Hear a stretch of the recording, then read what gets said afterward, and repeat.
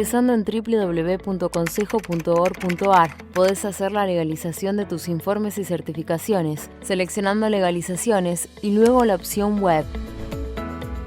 Allí vas a ingresar al sistema con tu nombre de usuario y clave personal y con un número de convenio y clave, el que podés suscribir por la web. Una vez que ingresaste, elegís la opción que estás buscando y listo. Dentro de nuestra página vas a encontrar conferencias en nuestra biblioteca de contenidos. Ingresando a la opción Reuniones científicas y técnicas, vas a poder elegir el contenido que estás buscando y al hacer clic, ver el video de forma online y descargar el material de la reunión. Si querés hacer un curso de capacitación, la DAC te brinda varias opciones. Podrás acceder ingresando a e-learning y luego a cursos virtuales. Allí te podrás inscribir en el curso o capacitación que más te guste. Si lo que buscas es asesoramiento profesional, estás a un solo clic de distancia. Podés hacerlo ingresando en Asesoramiento opción web. Completás el formulario a base de tu consulta y luego serás contactado por uno de nuestros profesionales. Uno más de nuestros servicios es el sello editorial Edicon, y ahí podés encontrar todas las publicaciones y colaboraciones técnicas. Además, ingresando a nuestro menú Servicios, Consejo Salud, vas a enterarte de todas las novedades de Centro Médico, Farmacia, Simeco e Integrar Plus. Estos y muchos temas más están disponibles en nuestra web www.consejo.org.ar. Envíanos tu consulta a consejoescucha@consejo.org.ar o llama al 5365 8950 y un colaborador se estará comunicando con vos. Te acompañamos sin que te muevas de tu casa. Consejo 75 años. Gestión y futuro.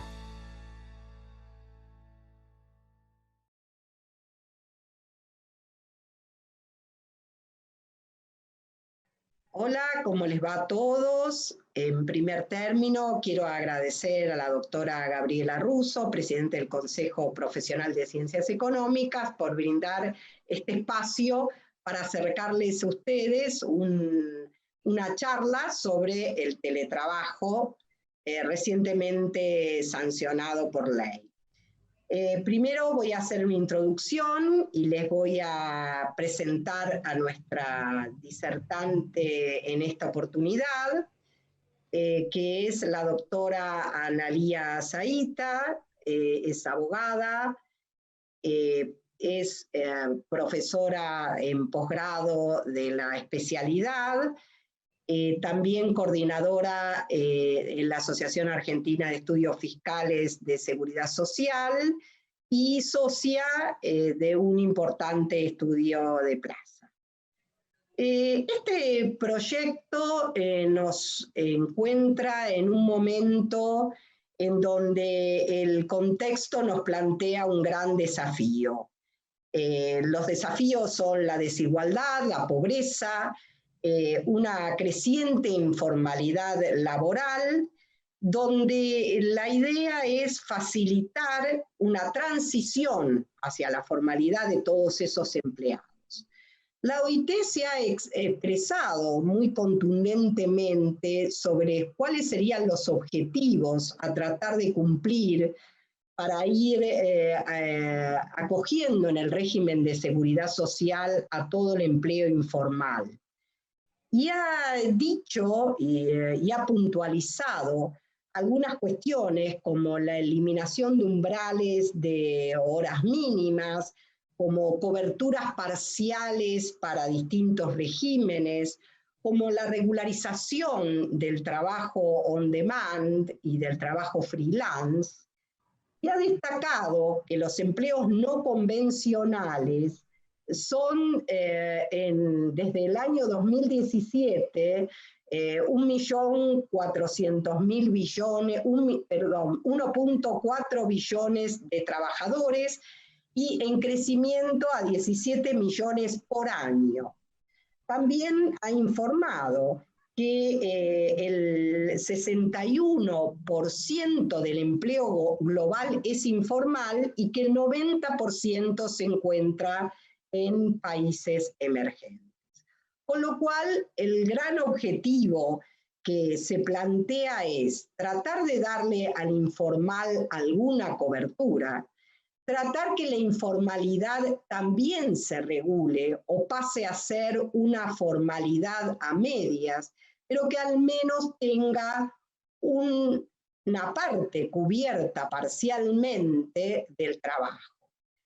Con lo cual, el teletrabajo es una gran oportunidad para cubrir un montón de expectativas de trabajadores freelance, de demanda on demand, valga la redundancia, de trabajadores, que creo que en esta oportunidad la ley recientemente sancionada lamentablemente no está cumpliendo en su totalidad.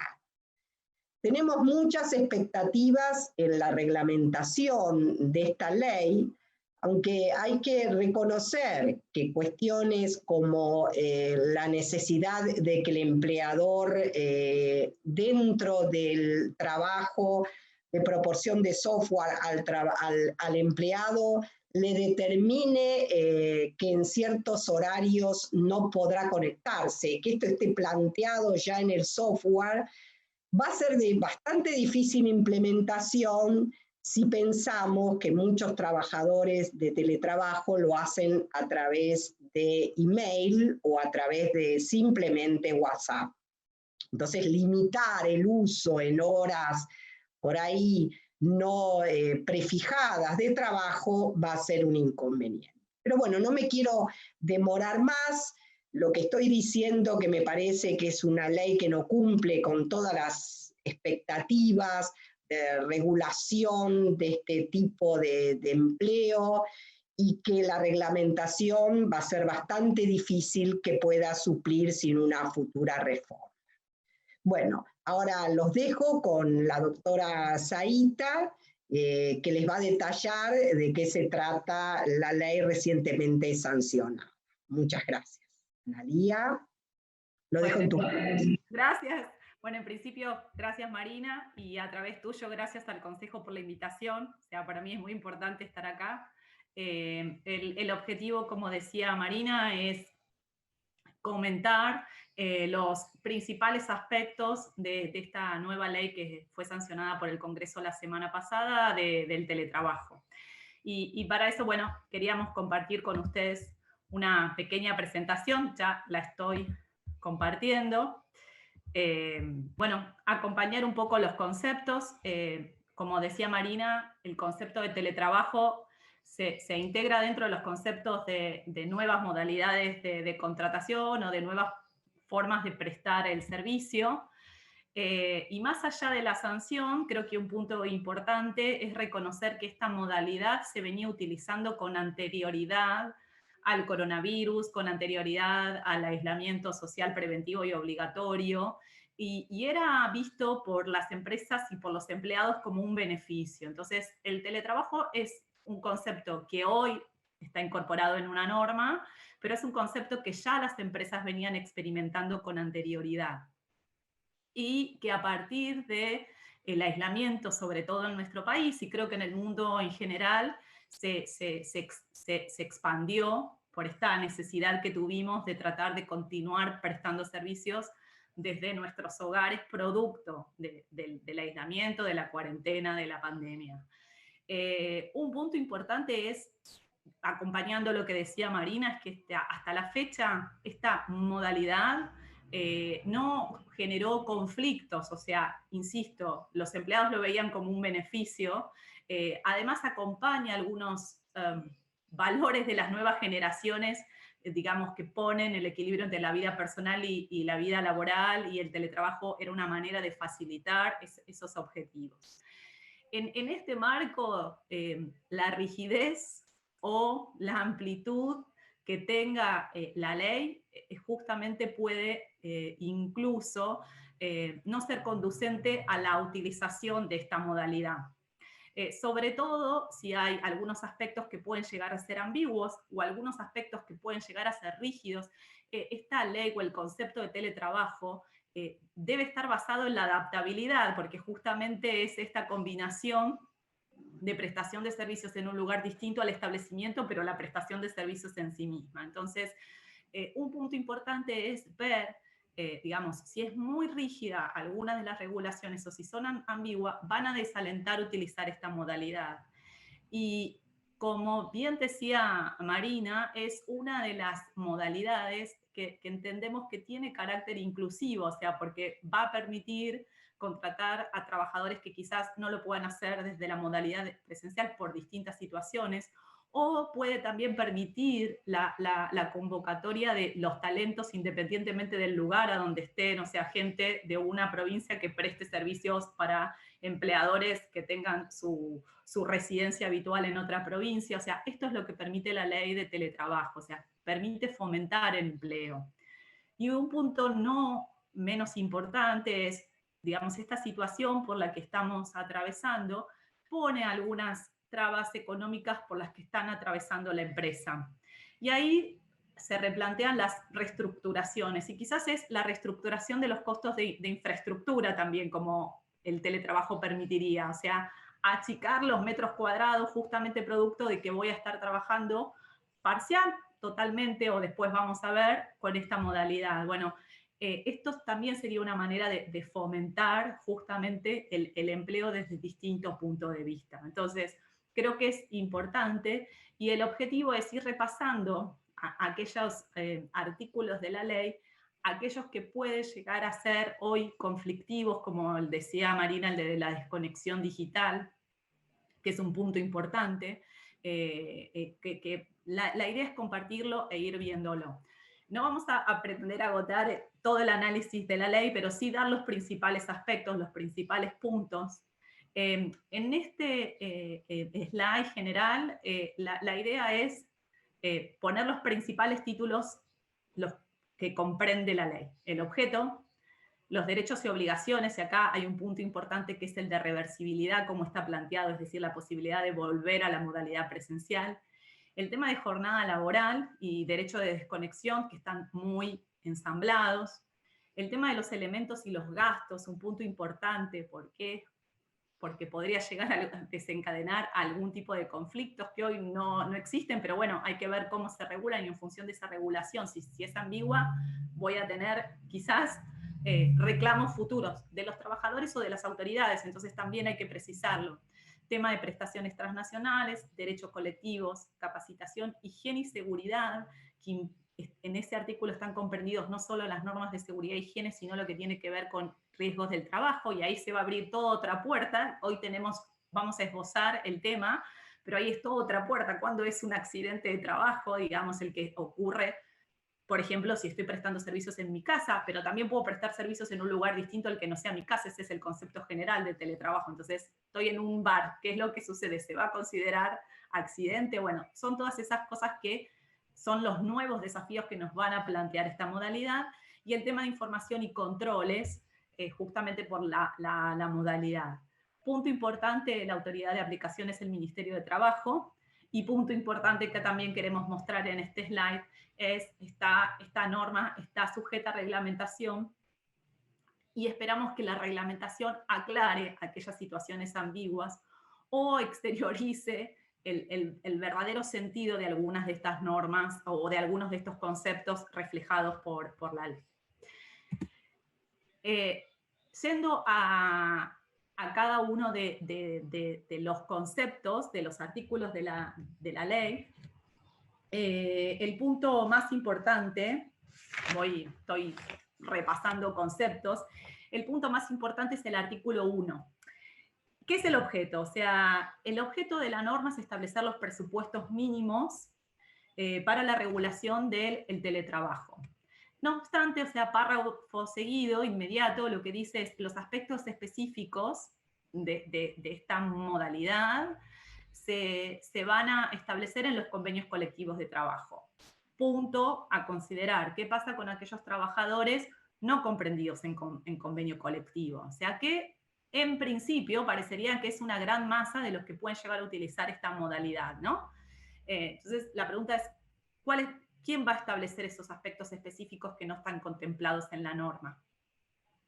Y aquí tenemos que ver, por un lado, que debe subyacer la ley de contrato de trabajo, y por el otro lado, importante, es que más allá de la ley de contrato de trabajo podrían estar establecidos en los acuerdos individuales entre el empleador y el empleado, ¿no? Pero bueno, un punto a explorar y para ver. Se incorpora un artículo a la ley de contrato de trabajo que es el 102, o sea, acá nos está marcando que es un concepto que se incorpora a la ley. Aquí se habla de, también, insisto, de contrato de teletrabajo, o sea, desde mi punto de vista no es un contrato distinto, o sea, el contrato laboral es el mismo que puede tener una prestación presencial o una prestación de teletrabajo. Entonces, es lo mismo, es el mismo contrato de trabajo con una forma de prestar el servicio diferente. El artículo 102 bis, incorporado por el artículo 2 por esta ley, lo que nos menciona es justamente la definición, y acá en la definición también abrimos otra puerta. ¿Cuál es la definición? O sea, se entiende por contrato de teletrabajo aquel en que se realizan actos, ejecutan obras o prestan servicios, total o parcialmente, destaco, total o parcialmente, en el domicilio de la persona que trabaja o en los lugares distintos al establecimientos o a los establecimientos del empleador mediante la utilización de tecnología. Total o parcial, la pregunta es, ¿quedan incluidos en esta modalidad aquellas prestaciones fuera del establecimiento del empleador que sean ocasionales? Digo, por ejemplo, o sea, en la vida práctica todos los hemos experimentado alguna vez. Tengo un estudio que hacerme, tengo un tema personal, digo, hoy trabajo desde casa porque el médico me queda cerca de mi casa. Por una única vez, yo voy a estar comprendida dentro de estas normativas el parcial, ¿qué abarca? Esto es importante porque si yo digo que sí o que comprende a todos, después tengo que contemplar todo el resto de las disposiciones, como el de la desconexión digital, como el tema de jornada, bueno, digamos, hay un montón de cosas como el tema de elementos de trabajo, como el tema de reintegro de gastos, entonces es importante esa definición, digamos, temporal, que es lo que está comprendido dentro del concepto de teletrabajo. Esperemos que la reglamentación defina este punto. Derechos y obligaciones. Bueno, no dije esto, pero la agrupación que hice de los conceptos de los artículos en este slide es arbitraria, pero traté de agruparlos según el sentido. Es una mirada, puede no ser la mirada de otros, pero digamos, dentro de derechos y obligaciones, lo que se establece es que van a tener los mismos, los teletrabajadores tienen los mismos derechos y obligaciones que los trabajadores presenciales, y en eso completamente de acuerdo. Y después otro punto importante en cuanto a esto que se menciona es el tema de la remuneración. Creo que si estamos de acuerdo en que hay un único contrato de trabajo donde uno puede ser trabajador presencial o teletrabajador, creo que es obvio, pero bueno, la ley lo menciona específicamente. Y dos conceptos que agrupé dentro del tema de derechos y obligaciones, por supuesto que hay otros, es el tema de la voluntariedad. Lo que dice la ley recientemente sancionada es que tiene que, o sea, el traspaso de la modalidad presencial a la modalidad de teletrabajo debe ser voluntaria por parte del trabajador y debe tener que exteriorizarse por escrito. Entonces es un punto importante, digo, para tener en cuenta una formalidad, por lo menos hasta como hoy está redactada la ley. Y uno de los puntos conflictivos es el de reversibilidad. O sea, el trabajador tiene derecho a solicitar volver a la modalidad presencial. El punto es que este derecho a la reversibilidad queda únicamente en cabeza del trabajador, y aquí es a donde, como yo les comentaba antes, supongamos que una empresa, y esto en particular puede aplicar a las empresas pequeñas y medianas, o sea, ha decidido reestructurar su espacio basados en esta nueva agenda, digamos, de teletrabajadores y trabajadores presenciales, o organizó sus espacios en específicos de estos. Si un trabajador le solicita volver a la modalidad de teletrabajo, bueno, o sea, no hay preaviso, esto es criticable, o sea, lo pide e inmediatamente se lo tendría que dar, no se lo puede negar, salvo, digamos, situaciones que sean justificadas, y el trabajador, si no le dan o sea, no acceden a esta solicitud, se puede considerar despedido. O sea, este es un punto importante, porque, digamos, está claro que la modalidad o la reversibilidad de la modalidad de prestación puede llegar a ser, digamos, una situación a prever, pero también se está atacando las facultades de organización del empleador, facultades que están consagradas por la ley de contrato de trabajo. Entonces digo, hay que consensuar, digamos, o sea, lo ideal hubiera sido que este derecho se ejerza por acuerdo de partes de alguna manera, ¿no? Respetando la voluntad del trabajador, pero también la facultad de organización del empleador, que es un punto importante. Este es otro de los artículos que, digamos, generó más miradas, más observaciones. En cuanto a la jornada de trabajo, ¿no? Un punto importante. En cuanto a la jornada de trabajo, estoy repasando apuntes para no equivocarme, porque, digamos, hay algunos conceptos de esta ley que para mí son nuevos, después Marina dirá o no, pero, por ejemplo, acá se introduce el concepto de jornada por objetivos, que, o sea, en otro cuerpo legal no lo he leído, digamos, es una realidad del mundo actual, pero lo que establece en relación con jornada es, por un lado, que debe pactarse por escrito en el contrato, ya sea por hora o por objetivo, es como una primera obligación. Y el punto controvertido que decía Marina, las plataformas y el software utilizados deben impedir la conexión fuera de la jornada. Y acá yo me pregunto, a los trabajadores presenciales no les pasa esto, no es que se le corta, supongamos que mi horario de trabajo sea de 9 a 18, no se me corta a las 18 la compu, y acá parecería que es eso lo que tiene que suceder. Y no parece lógico con las modalidades, porque justamente un poco el teletrabajo, lo que también creo que cuando el trabajador lo valora, lo que tiene en su cabeza es esto de que por ahí pueda, por algún momento, hacer otra cosa y después volver, o le resulte más cómodo conectarse en un horario que no sea el específico, si es por objetivo, el específicamente establecido. Entonces, creo que se complica el tema del corte del software y si esto va a ser viable o no. Y enganchadito con el tema de la jornada, está el derecho de desconexión, que está claro que todos los trabajadores tenemos y tienen derecho a cumplir su jornada y el exceso de la jornada, digamos, está contemplado por la norma y habilita al pago de horas extras. Entonces, lo que dice es que el concepto de la ley es que los trabajadores tienen derecho a desconectarse por fuera de la jornada y durante las licencias, y está claro qué es lo que tiene que suceder. El punto es que impide, y esto acá me parece que la norma quizás se aleja un poco de las realidades actuales, lo que la norma dice es que el empleador no puede contactar al trabajador por ningún medio, o sea, estaríamos como que no le puede mandar un mail, o digamos, ese sería el punto. Y hoy en día, y creo que pasa en todas las compañías, el trabajo es más horizontal, entonces hay equipos de trabajo, entonces, digamos, uno no puede contemplar la voluntad de todos los que forman equipos de trabajo. Entonces, por ahí, quizás una persona manda un mail en algún momento y cae fuera de la jornada, o trabajo con el exterior que tiene distintos usos horarios, entonces la jornada laboral del que está en otro país no es mi jornada laboral, o a veces, depende cuál sea mi trabajo, yo estoy en contacto con clientes o con proveedores. Entonces, ¿qué pasa si un proveedor o un cliente manda un mail por fuera de la jornada laboral? O sea, es como no contemplar esa situación. Quizás la intención es, que creo que eso debería decir, es que el empleador no puede obligar al trabajador a contestar ese mail. Pero digo, de ahí a impedir la comunicación, cuando hoy las comunicaciones son tan globales, tan activas, tan masivas, es como difícil, digamos, es como que no contemplaría, sobre todo la situación actual de las relaciones laborales. Y también subsumido con el concepto de jornada, o relacionado más que subsumido, está el tema de las tareas de cuidado.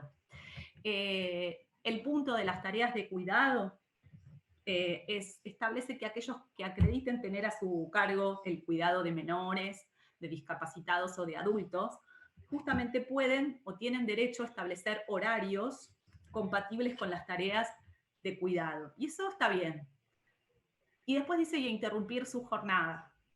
Acá lo que cabe preguntarse es qué pasa con los trabajadores presenciales si no tienen este mismo derecho, y entendemos que sí. Entonces hay que ver, digamos, si este es un derecho de que se pueden en cualquier momento interrumpir la jornada, puede ser conflictivo.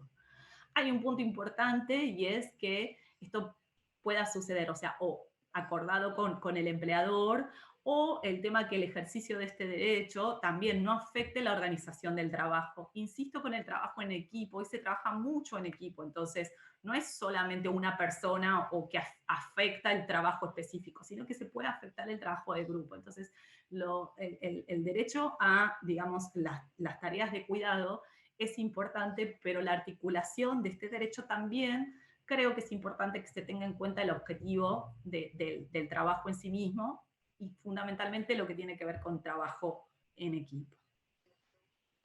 Estos son los conceptos, creo que quizás pueden llegar a generar un poco de controversia, entonces los compartimos.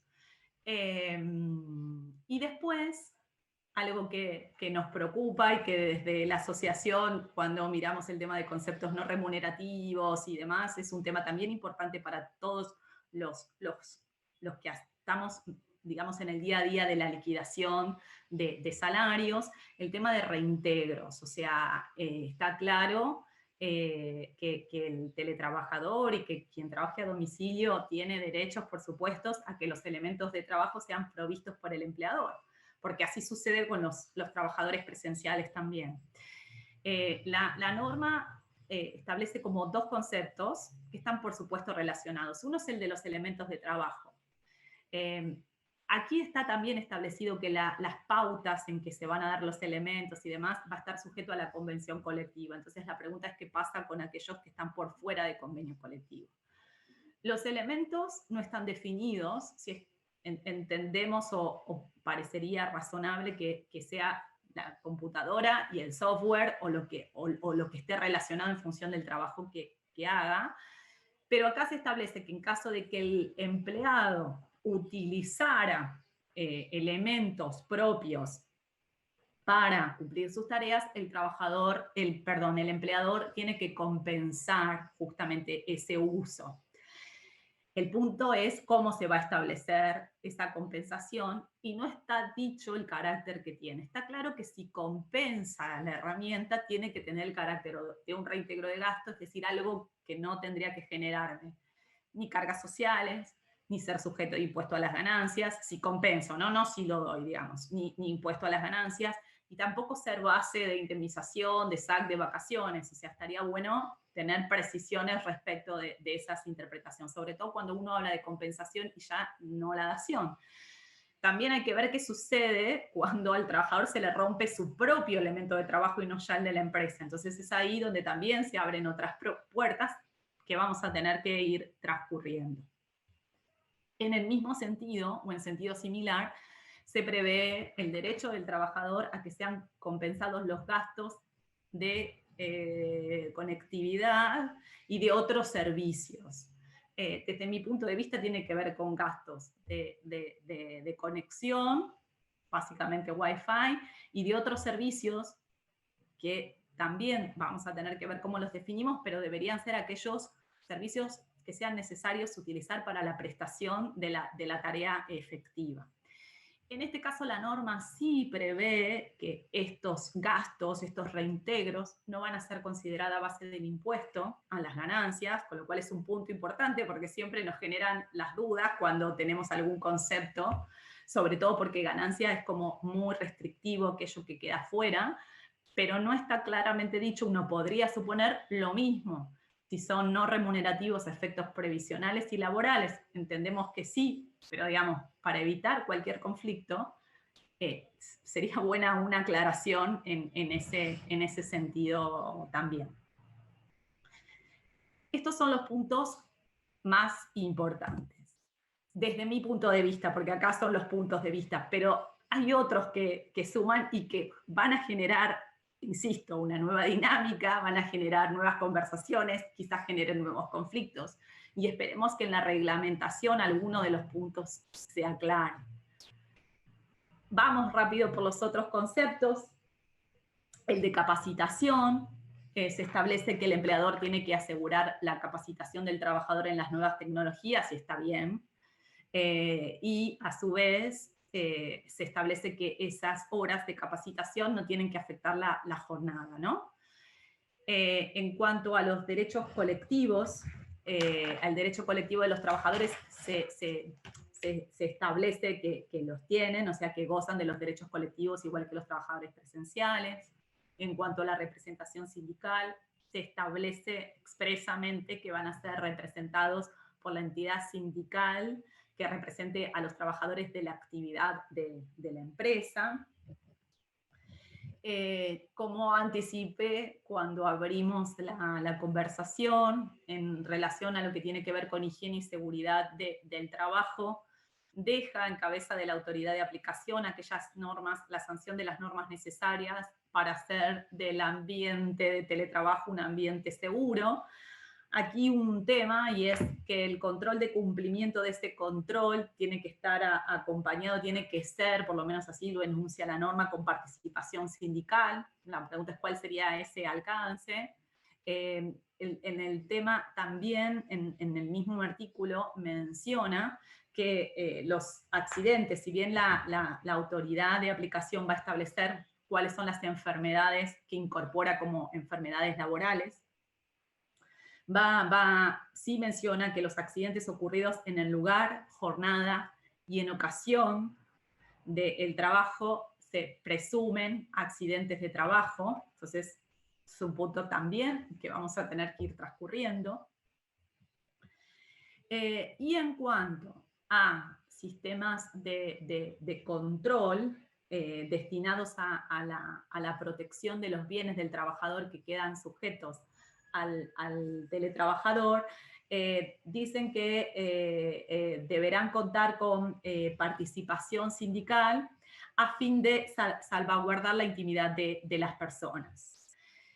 Y se aclara que no se puede hacer uso de software de vigilancia que viole la intimidad del trabajador. O sea, todo el tema, desde mi punto de vista de protección de información, protección de datos y control, va a ser un tema en sí mismo, porque ahí hay otras normas que subyacen respecto también de la protección de la información que el empleador tiene y que deja, digamos, en cabeza del empleado con los elementos y demás, y será transcurrirlo como se transcurre, digamos, con las actividades presenciales. Tema de prestaciones transnacionales. Se prevé que en el caso de un trabajador que preste servicios desde otro lugar, digamos, o sea, no ya desde Argentina, se le va a aplicar la ley más favorable al trabajador entre la ley del lugar de ejecución, que sería tal vez el domicilio del empleado, o la ley del empleador, digamos, del lugar del empleador, la que sea más favorable. Esto es un punto que excluye el principio de territorialidad que forma parte de la ley de contrato de trabajo. Y un punto es que en caso de no residentes se establece que se va a necesitar la autorización de la autoridad de aplicación y que los convenios colectivos de trabajo pueden establecer cupos para la contratación de personal no residente. Los dos últimos artículos lo que nos indican es que la autoridad de aplicación es el Ministerio de Trabajo y que la vigencia de esta ley va a ser, digamos, 90 días posteriores a la finalización del aislamiento social preventivo y obligatorio. O sea, es un poco una norma que está destinada a legislar el futuro. Este periodo tiene que ver con la adaptación que pueden llegar a tener algunas empresas, necesitar algunas empresas para poder aplicarlas específicamente. Como ven, o sea, es una norma que quizás nació con la idea de ser general, pero en algunos casos no es tan general y no deja, digamos, margen o deja poco margen para el acuerdo, ya sea, bueno, con los convenios colectivos o los acuerdos individuales. Entonces, quizás para los que estábamos acostumbrados al teletrabajo con anterioridad al aislamiento, donde no había un marco específico, si hubiera sido deseable por ahí un marco más general, como decía Marina, para apostar a todos aquellos principios y que nos marca la Organización Internacional del Trabajo, y hay algunos puntos que generan algún tipo de cuestionamiento, y lo más importante es no desalentar la utilización de esta herramienta, que puede ser una muy buena herramienta justamente para fomentar el trabajo, ¿no? Un poco que es el objetivo general de todo lo que tenemos. Entonces, bueno, el deseo es que la reglamentación pueda amalgamar alguno de estos puntos y finalmente ver cómo queda y cómo se aplica. Así que bueno, nada, supongo que en algún momento, si sale la reglamentación, tendremos otra oportunidad para conversar del tema del teletrabajo y ver cómo se orientó finalmente cada uno de estos puntos que pueden tener alguna idea nueva, digamos. Seguramente, Analía, bueno, como para darle un cierre, te agradecemos, la verdad que ha sido más que clara con todo esto. Y bueno, hay cuestiones que hay que remarcar también para el tema de las nuevas contrataciones en teletrabajo, ¿no? Aquellos que venían en forma presencial, ha quedado en manos de la negociación colectiva el tema de la reversibilidad, por ejemplo. O sea, yo contrato hoy un trabajador nuevo por teletrabajo y no sé todavía, porque esto por ahí lo va a decir la negociación colectiva, si me puede llegar a pedir ser trabajador presencial en un futuro. O sea, más allá de todo el grado de incertidumbre que tenemos con esta ley, yo entiendo que se ha excedido en algunas cuestiones, porque a veces llega el detalle de ser reglamentaria la propia ley de una determinada cuestión, y le han faltado un montón de cuestiones que tienen que estar legisladas, como si es remunerativo o si está grabado en el impuesto a las ganancias algunas cuestiones. Porque tenemos vigente un decreto, el 638 del 2018, que dice que los convenios no pueden homologar importes no remunerativos, con lo cual esto tendría que estar determinado en la ley. Entonces, o qué pasa en un posible allanamiento, un allanamiento, por supuesto, al empleador, cuando la información la tiene por teletrabajo el empleado en su casa. Digamos, esto va a requerir, por supuesto, en una ley que fuera de la ley de contrato de trabajo, pero una legislación que salga inmediatamente para legislarlo. Entonces, creo que hay un trabajo enorme.